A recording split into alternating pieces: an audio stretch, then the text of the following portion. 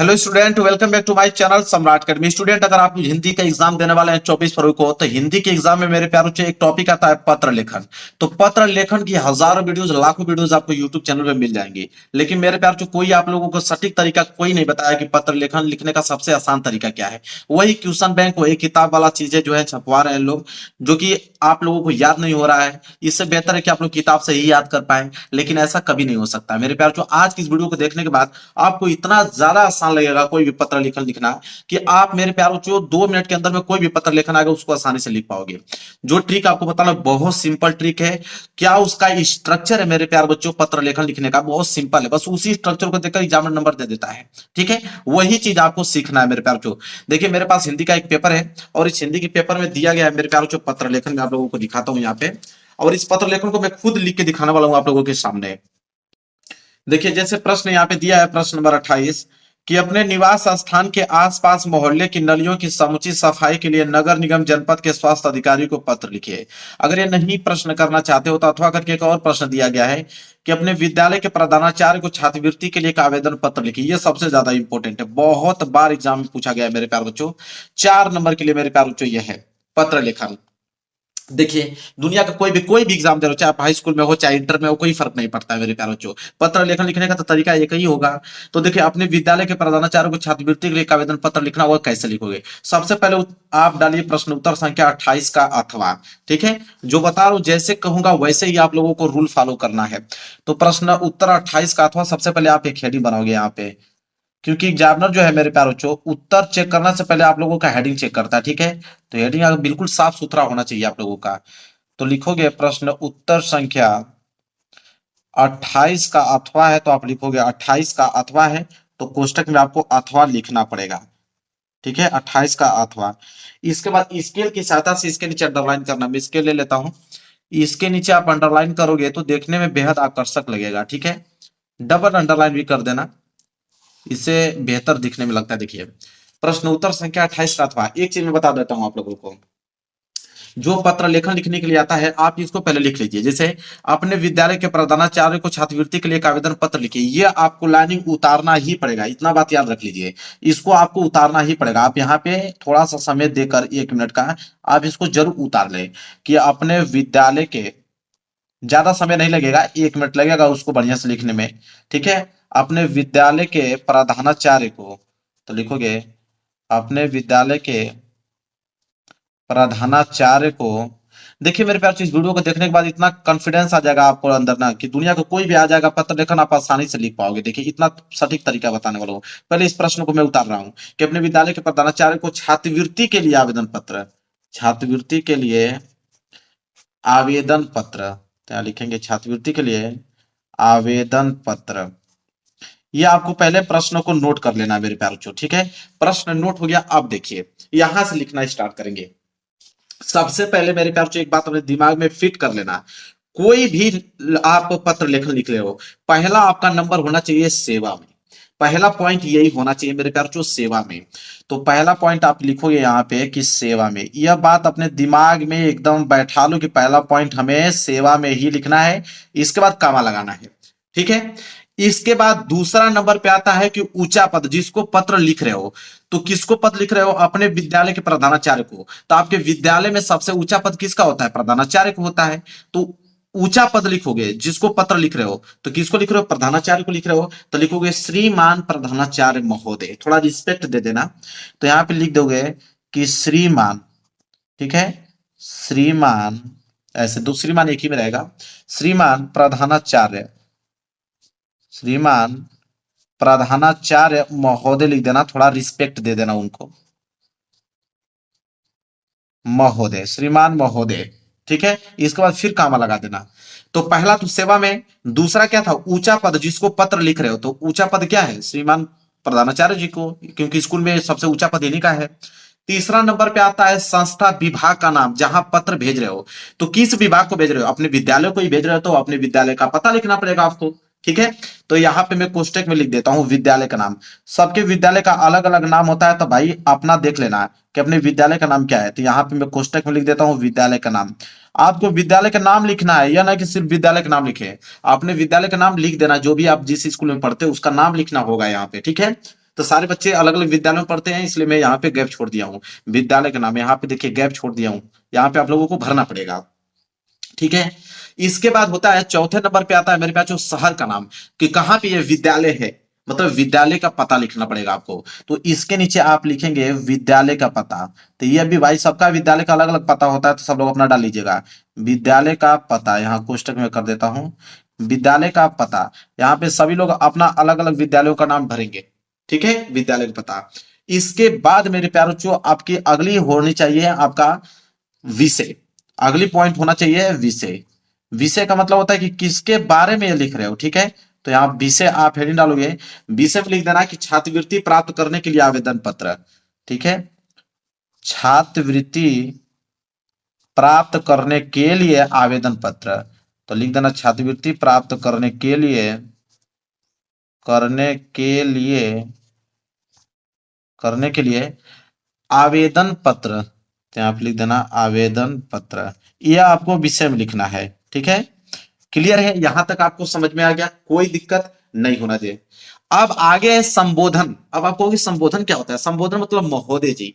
ठीक है, संबोधन में लिखोगे कि महोदय जी, लिखोगे संबोधन में कि महोदय जी।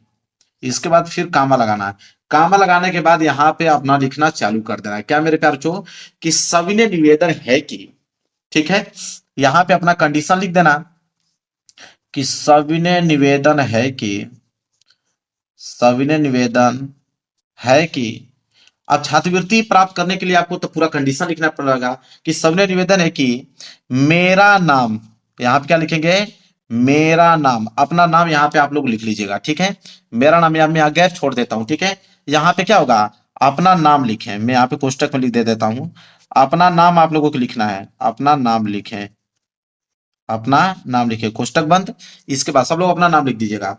तो सबने निवेदन है कि मेरा नाम यह है, मैं आपके विद्यालय में, मैं आपके विद्यालय में, मैं आपके विद्यालय में, ठीक है, विद्यालय में, अब चाहे 10वीं पढ़ते हो चाहे 12वीं पढ़ते हैं, ठीक है, अपने कक्षा का नाम लिखेंगे। यहां मैं कोष्टक में लिख देता हूं, अपने कक्षा लिखें। ठीक है, मतलब अपने कक्षा लिखे मतलब किस कक्षा में पढ़ते हो। कोई क्लास 12th में पढ़ता होगा तो क्लास 12th में लिखेगा, कोई क्लास 10th में पढ़ता है तो अपने क्लास 10th में लिखेंगे, यहाँ पे बीच में लिख दीजिएगा। ठीक है, फिर लिखेगा का आज्ञाकारी, का आज्ञाकारी और होनहार छात्र हूं, का आज्ञाकारी, आज्ञाकारी और होनहार छात्र हूं, होनहार छात्र हूं, होनहार छात्र हूं। ठीक है, ये आपको लिख देना है बीच में, होनहार छात्र हूं। लिख देना कि महोदय मेरे घर की आर्थिक स्थिति अच्छी नहीं है, यही लिखोगे ना, कि महोदय जी मेरे घर की स्थिति, आर्थिक स्थिति लिखना, महोदय जी मेरे घर की आर्थिक स्थिति, मेरे घर की आर्थिक स्थिति, यहां लिखोगे मेरे घर की आर्थिक स्थिति अच्छी नहीं है। क्या लिखोगे, अच्छी नहीं है। इसके बाद खड़ी पाई। अब ये पेज भर गया तो पेज को पलट सकते हो। देखो पेज को पलट दिया, फिर लिखेगा इसलिए मेरे पिताजी, लिख दीजिएगा मेरे घर की आर्थिक स्थिति अच्छी नहीं है, इसलिए लिखेगा, इसलिए मेरे पिताजी, मेरे पिताजी पढ़ाई का खर्च उठाने में असमर्थ है, इसलिए मेरे पिताजी पढ़ाई का खर्च, पढ़ाई का खर्च उठाने में, अपने फीलिंग को लिख लीजिएगा, उठाने में असमर्थ हैं। ठीक है, क्या लिखेंगे, असमर्थ हैं, पढ़ाई का खर्च उठाने में क्या है, असमर्थ हैं।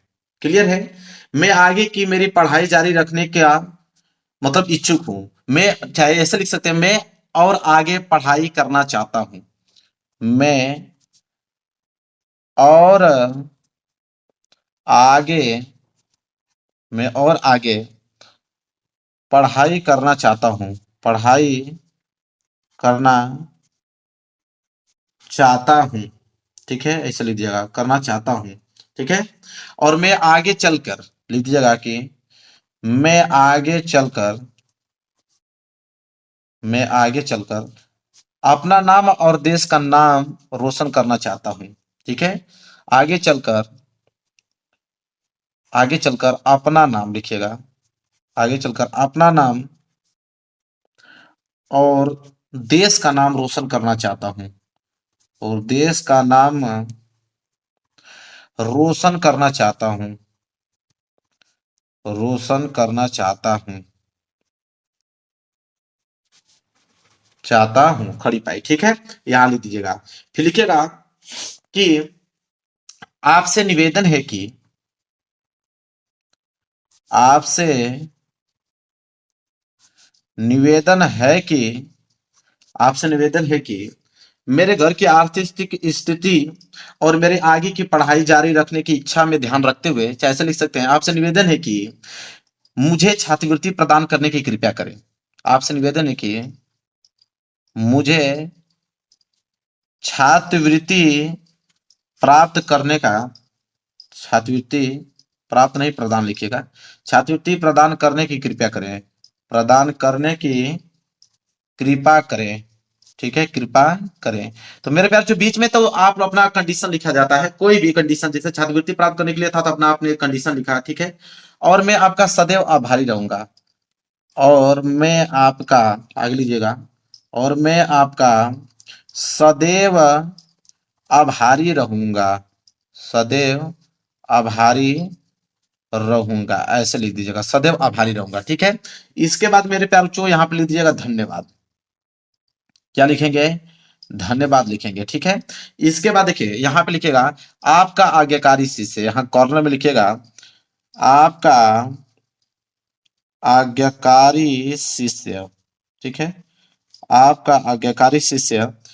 अब यहाँ पे देखिए नाम लिख दीजिएगा। ठीक है, नाम के बाद यहाँ पे कक्षा लिखिएगा, इसके बाद यहाँ पे दिनांक लिखेगा। नाम तो ऐसे मेंशन नहीं किया जाता है, आप क ख ग घ लिख दीजिएगा नाम की जगह, बस ये काम हो गया। तो मेरे प्यारे बच्चों देखिए यहाँ पे आपको क्या ट्रिक मिला, ट्रिक आपको ये मालूम चला मेरे प्यारे बच्चों कि आपका देखिए शुरू का स्ट्रक्चर मायने रखता है, बीच में जो है आपका कंडीशन लिखा जाता है वो तो आपके ऊपर निर्भर करता है कि कौन से कंडीशन को आपको व्यक्त करना है। मेन एग्जामिनर ये देखता है कि आप सेवा में लिखे हैं कि नहीं, श्रीमान प्रधानाचार्य लिखे हैं कि, विद्यालय का नाम लिखे हैं, विद्यालय का पता लिखे हैं, विषय लिखे हैं कि नहीं लिखे हैं, और लास्ट की ये लाइन चेक करता है कि आपका गार्ड से नाम, कक्षा, दिनांक, इसको। बाकी बीच में तो आप अपना कंडीशन लिख रहे हैं, तो ऐसे आप लोग कोई भी निबंध आ जाएगा तो ऐसे आप लोगों को लिखना है मेरे प्यारे बच्चों। वीडियो को लाइक कर देना, चैनल पर नए हो तो चैनल को जरूर सब्सक्राइब कर लेना। मिलेंगे एक प्यारे से नेक्स्ट वीडियो में, तब तक के लिए धन्यवाद। ऐसे ही आपको लिख के एक नंबर एग्जाम नहीं काट सकता आपका।